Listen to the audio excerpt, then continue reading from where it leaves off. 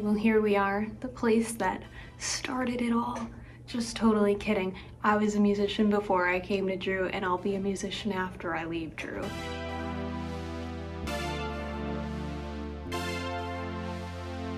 "303" is the story of the second half of my Drew experience, mostly focusing on events that happened during junior and senior year. I started writing the album in fall 2020. The first song that I wrote for the album was "You're a Daydream." We're reading this song and my fingertips are like gonna fall off, but let's go. Run away with me. That was during our Zoom University time. A few of the songs on the album do fall into that Zoom University time period. You know, my professor could easily come back to this Zoom meeting at any given point. However, I feel like it's necessary to mention that being in a breakout room by yourself kind of feels like a timeout. The songs they're love songs, but they're about falling in love with someone over Zoom, basically. So "You're a Daydream" and "Swim" are the two songs that will blatantly fall into that category. I think I accidentally wrote a punk rock song about wanting to be a fish living in the ocean.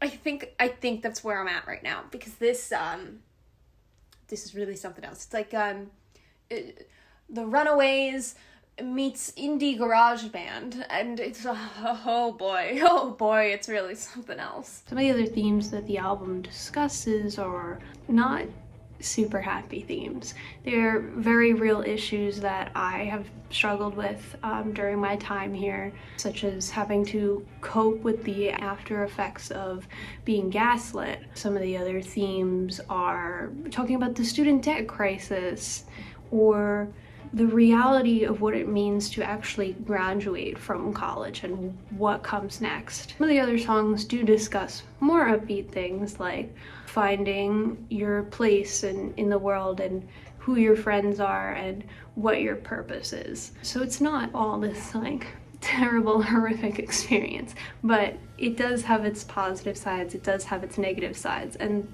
that's just life.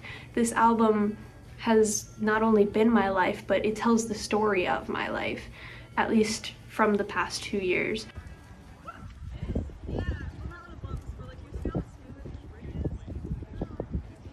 The album itself, it's structured in a way where it lays out the time period of a year. So there are these musical interludes, Estate, Inverno, Frühling, and Herbst. Estate and Inverno are Italian for summer and winter, and Herbst and Frühling are German for autumn and spring. I tried to figure out ways in which I could work in my German major, my Italian minor, into my music. I wanted to include as much of what I do as possible in this capstone project. So there's a little bit of Italian in Inverno, and then there is a German poem that I wrote in Frühling. I'm very, very proud of that. It was a big step for me. I should also discuss the 303 title track, because that is one of the most unique tracks on the album. Granted, I did something similar years ago before I came to Drew on my first album, the overture of What Were You Doing This Time Last Year, and I had written, recorded, produced that even before I got to Drew. So I've been making albums for, oh goodness, 4 years now. It's been 4 years, and I'm on my third album, which is a great accomplishment in my eyes. The 303 title track is unique because I remove myself from the narrative entirely. This album, it is about me, but I wanted to expand it to something bigger than myself.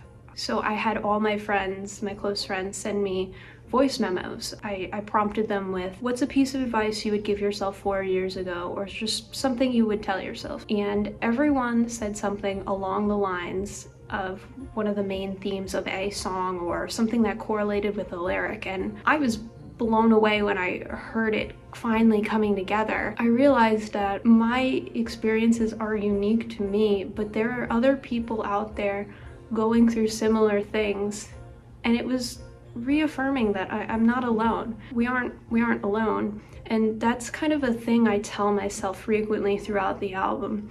One instance that comes to mind specifically is during the song Grown. In the chorus, like right before the main hook hits, it's like, no matter what happens, I won't be alone. Since when did I start to feel so grown? And in that song, it kind of combats this reality of, well, what happens after you graduate and you feel like you're going to be alone, but then you have the reality of, hey, no matter what, you won't be alone. So I wanted to take the time to thank the voices of the title track: Joy, Olivia, Kristen, Kat, Morgan, Megan, Unicorn, Rhea, Nishta, Georgia, Max, and Kira. This track would literally be nothing without you, and I wanted to figure out a way to include as many of my friends as possible, most of whom are/were Drew students, with the exception of my 2 childhood best friends from home, Kristen and Kira.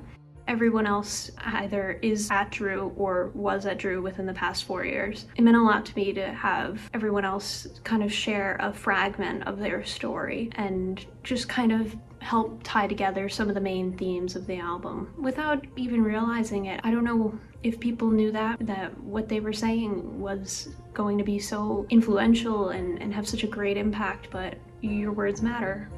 My process has been kind of all over the place. We're at that point in the process when the despair hits, you know?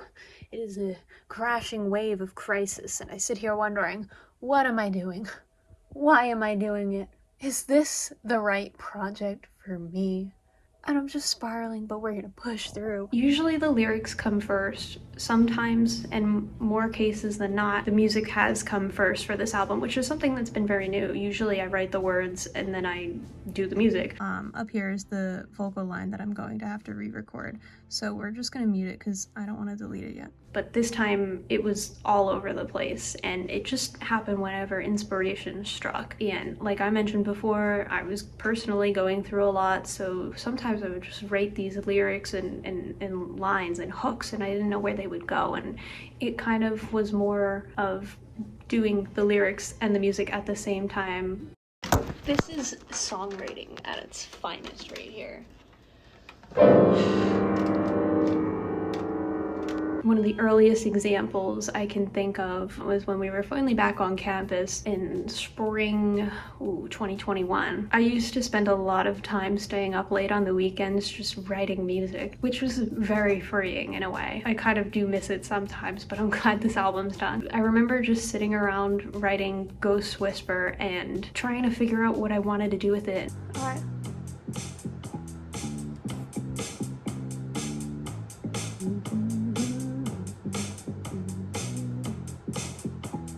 Never got the chance to say what I really wanted to. It's when you're later, but it feels like yesterday. And at that time, I was going through a really big Billie Eilish obsession because her documentary came out, and I was listening to When We All Fall Asleep, Where Do We Go?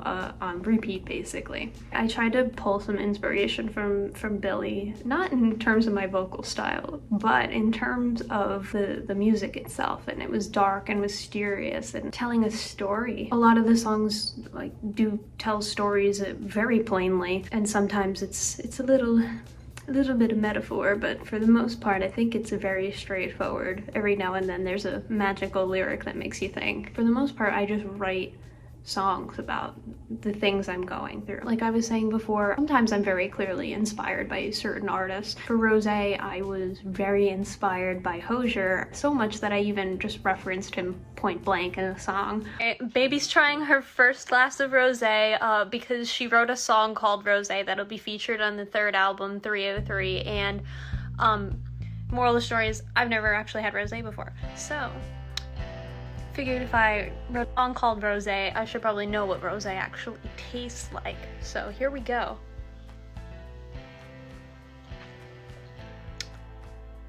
Oh God. That's sweet. Another artist who somehow has been a common thread throughout the album is Taylor Swift. And if you know me, you know I'm a hardcore Swiftie.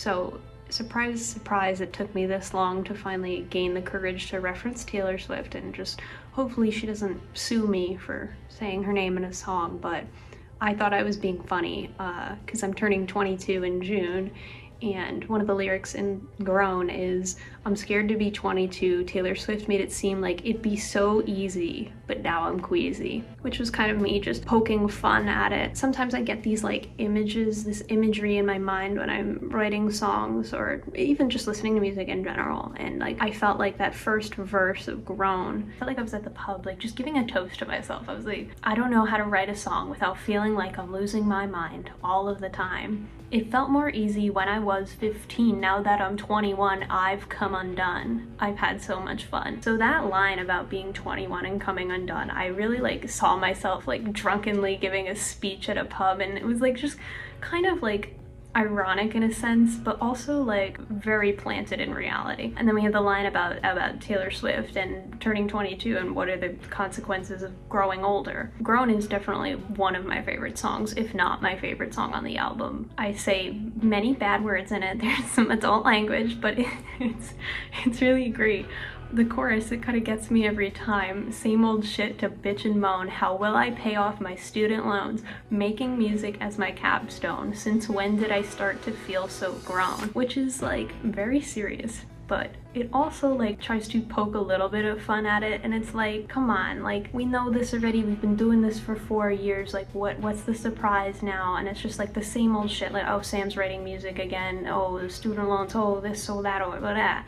But it's like these problems are also like very real, and the reality of it finally is hitting as it's the spring semester of my senior year. I reference specific ages a lot in that song, so 15, 21, 22, and 19. 15 was the year I felt like it was easier for me to write songs. That was when I first started writing songs. 21 and coming undone, I mentioned that. 22, and then 19 I reference in the bridge. I say I was only 19 when I felt the world fall out beneath me, which is in reference to what I mentioned way earlier about the after effects of coping with being gaslit, and I kind of used the world falling out beneath me as a metaphor for my reality just not being what I was told it was by someone else, if that makes sense. And I really enjoy the transition from Grown into Allies, because I see Grown as this kind of like nighttime, late night drive sort of song. In my mind, it is the nighttime sky, and yeah, I think it contrasts with Allies. I see blue skies and like daytime. In Allies, I use what I'm gonna call a soundscape of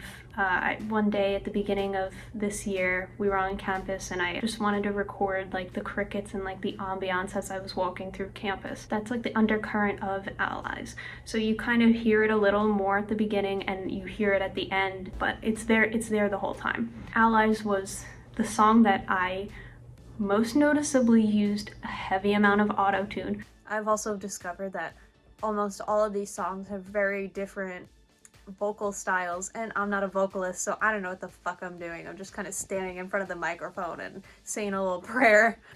For two reasons. One, I said it once, I said it twice, I think I might have said it 3 times, but I'll say it again. I am not a vocalist, so you know, I need all the help I can get. Second, every time I heard the song in my mind, I heard it more with this like robotic tone almost, which if you think about it too much, it sounds a little like not genuine if I'm like, oh, I've imagined myself as a robot singing this song. Like, no. What I mean is like, I heard it with the auto-tune in my mind. So I tried to emulate that as best as I could with my producing abilities.